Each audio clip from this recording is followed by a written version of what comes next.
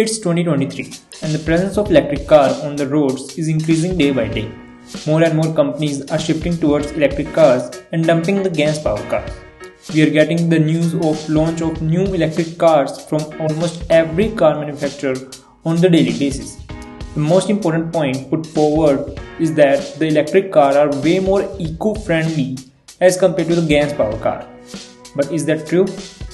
Tesla is one of the main companies which started this shift, and all the other companies are now following the path provided by the Tesla in their own way. More and more startups are being formed around the electric car, such as Rivian, Lucid, Fisker, and established brands such as Volkswagen, Ford, Merc, or BMW are also launching their electric cars. But the main question arises that, are electric cars really that eco-friendly? Let's first just dive into the history of electric cars. Electric car came into this world even before the gas-powered cars, around 1890, when the first type of electric car rolled around the world. But soon, due to the range, the EVs disappeared, and the space was then taken by gas-powered cars. Since then, gas-powered cars were being used around the world until 1996, when General Motors launched its first electric car, known as EV1. While customer reaction to the EV1 was positive, GM believed that the electric car occupied an unprofitable niche of the automobile market and ended up crashing most of the cars, regardless of protesting customers. The EV1 program was subsequently discontinued in 2002. Fast forwarding to 2008, Tesla launched its Roadster, which came into the limelight of the world. Since then, Tesla has given path to many companies to launch more and more electric vehicles. Previously, electric cars were not accepted due to some factors like range, not fun to drive, charging problems, and many more. But since the passage of time, electric car has came a long way. Like Tesla Model S, which can drive up to a range of 600 km in just one charge and can go from 0 to 100 km per hour in just 2.5 seconds. That's a supercar territory. But there are some problems with the electric car, which I think need to be addressed. Problem number 1. Fuel. The electric car uses electricity as its fuel, and electricity is produced either by burning of fossil fuel or by using eco-friendly ways like solar, wind, and hydropower. The fossil fuel used to generate electricity has direct and great impact on the environment. And in a country like India, almost 60% of the electricity is produced by burning of fossil fuel, mainly coal, which result in emission of enormous amount of greenhouse gases like CO2. And this is not it. The so-called eco-friendly way of producing electricity also has a direct impact on the environment. Problem number 2. Batteries. The EV need batteries to carry the charge, but the main issue with them is that they are made up of lithium, which we have to mine.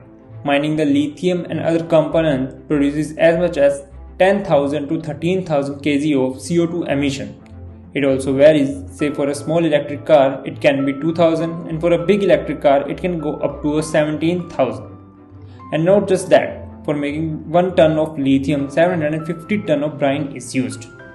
But lithium is not the only material used in the batteries, it's just 6% of the battery. The other main material is cobalt. The issue with cobalt is not related to environment but related to the child labor. In countries like Congo, in Africa, child as young as 6 years are working as a labor.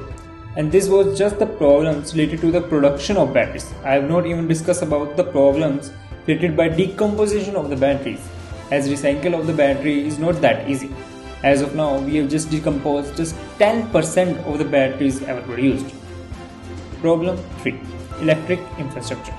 Electric car needs 8 to 10 hours on an average to charge, and if you need to charge them fast, you need fast chargers, which need installation. Which means we have to create a new infrastructure for the cars which require so much time as well as big amount of investment. The range of EVs are also a big concern. Problem 4. Fire. The fire in EV cars are more dangerous and hard to stop as the temperature difference between both are quite high. For gas powered car it is 860 and for EVs it's 2700 degrees Celsius, which is 3 times as of a normal gas powered car. And just note that the EV cars produces more toxic gas while on fire as compared to the gas powered cars. Fire can also reignite in the EVs because of the cells they are made up of. The fire igniting the EV when cells get heated up will start the chain of the fire in the car as the cells in the cars are closely packed. A normal EV consists of around 2000 to 3000 cells, but it can go up to 8000 in the case of a Tesla Model S. Putting out the fire is also not that easy, as the fires in the gas-powered cars are mostly in the cabin, whereas in EVs fires are from batteries, which are underneath the car and hard to reach. And we just don't have to stop the fire but also have to stop the chain, so it is unable to reignite.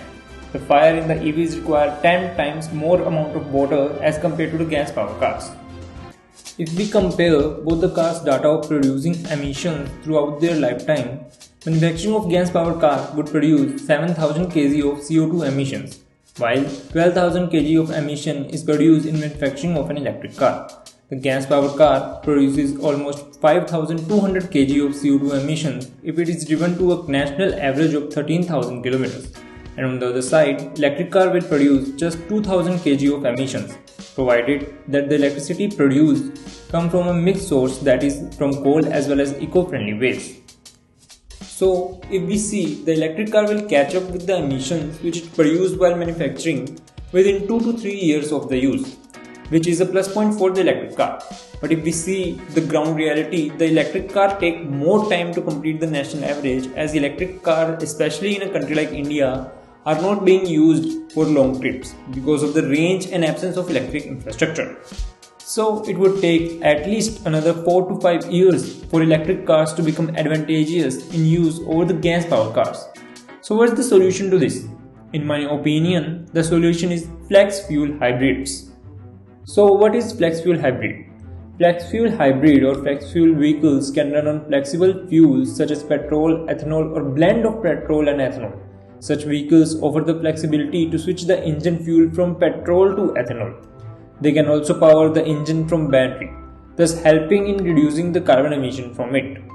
Ethanol production is easy and produces fewer emission, plus it can be produced using the sugarcane, which is cultivated in big quantities in India.